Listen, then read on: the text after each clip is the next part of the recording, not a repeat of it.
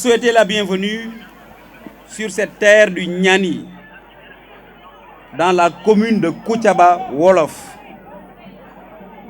Vous dire toute notre joie et notre plaisir de vous avoir ici, aujourd'hui, à l'occasion de la célébration de la 39e édition de la Journée nationale de l'arbre. Cette Journée nationale de l'arbre constitue pour nous une occasion de mobiliser les communautés, de mobiliser les populations pour exprimer leur joie, mais aussi leur satisfaction, mais aussi dire merci au chef de l'État qui nous a permis aujourd'hui d'accueillir la journée régionale de l'arbre ici à Koutiaba. Nous sommes dans un contexte de réchauffement climatique qui entraîne une dégradation des sols, une baisse des rendements, le dérèglement de la pluviométrie. Tous ces facteurs font et nous obligent en tant que responsables de mobiliser les populations, de mobiliser les communautés autour de leur vulnérabilité pour leur permettre de prendre conscience des enjeux, de prendre conscience des défis, de prendre conscience des menaces. J'allais dire pour les convertir en défis à relever. Et pour relever ces défis, il faut un engagement. Il ne s'agit pas simplement de planter un arbre et de le laisser, mais il s'agit de planter l'arbre, de l'accompagner, de le protéger, mais aussi de permettre aux jeunes générations qui vont venir de bénéficier des fruits de ces arbres. De remercier les populations de Koutiaba parce que mobilisation bu mel nii ci ay fan ñetti fan lañ ko def kenn umpalewul ñi ngi jóge ci élection yàlla may ñu ndam ñu jël ko jox ko président de la République mais président de la République bu soxlawaatee mobiliser population yi sur des actions de développement dañuy wane ne peuple Niani du ñu des ginnaaw parce que développement moo ñu ñor parce que le projet d'émergence qui est cher à son excellence monsieur le président de la République pour ñu matérialiser ko il faut un engagement collectif. Engagement collectif mooy ne ñëpp taxaw parce que umpale woloon ne jafe-jafe yi mu ngi fi mais jafe-jafe yi li ko indi mooy àll bi yàqu na. àll bi yàqu na parce que garab yi kan moo ko yàq ñun doomu aadama yi ñoo ko yàq. tey nag Koutiaba bu ñu fi dajaloo kilifa yi nekk sama ginnaaw ñëw fi teew fii mooy non seulement dañu war a feetu mais dañu war a jël fii tey ay engagement yu wóor signer benn charte de fraternité.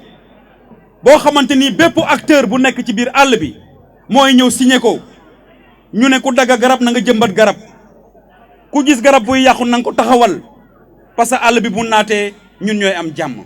fi mu koy daanelee rek mooy jeunesse bi mooy jigéen ñi maa ngi leen di wax ne leen tey plantation symbolique la ñuy def mais semaine bi yëpp neen bokk taxaw jëmbat ay garab aar garab yi bu ko defee fii ak 1 an ñu ñëw taxawaat fii ne garab yi ñu jëmbatoon anamu. Monsieur le gouverneur, au sortir des années 80, marquées par de difficiles périodes de sécheresse, dans tout le territoire national, la région Tambacounda n'a pas été épargnée. En plus de la sécheresse, le secteur forestier de la région a connu beaucoup de graves perturbations liées à plusieurs facteurs. Je veux citer les feux de brousse, la transhumance, les défrichements, l'exploitation clandestine.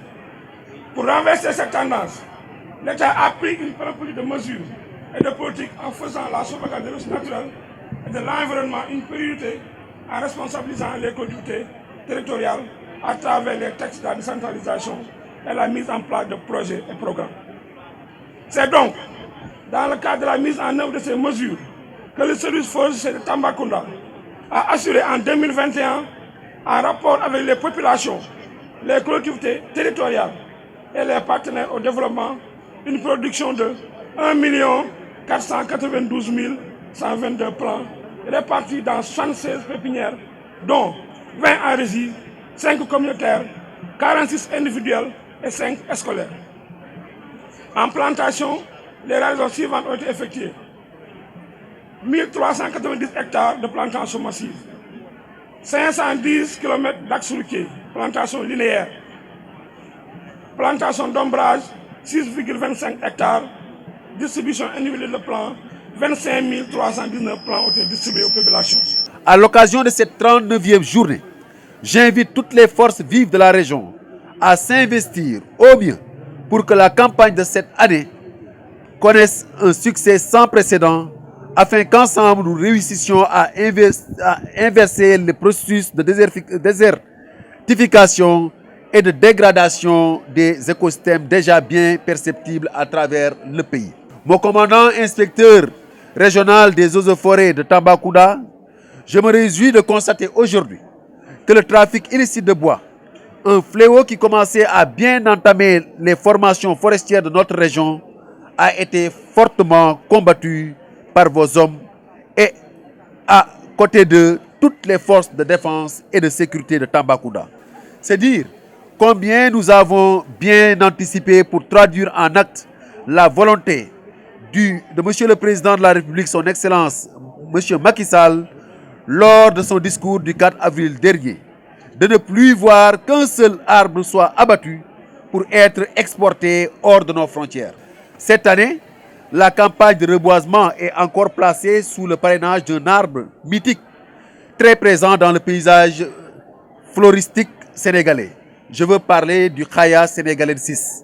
À l'endroit de nos populations, je les invite à veiller sur ces plantations et leur protection. Sinon, les effets des changements climatiques accentués par des actions anthropiques comme les feux de brousse et les défrichements pourraient hypothéquer nos efforts. Permettez-moi, avant de terminer mes propos, de remercier Monsieur le maire, Monsieur Ndaw, maire de la commune de Koutiaba Wolof, ainsi que le capitaine Gomis, pour les efforts consentis durant ces 72 heures pour permettre la réalisation de cette activité. Je déclare solennellement ouverte la campagne de reboisement 2022 dans la région de Tambacounda. Je vous remercie.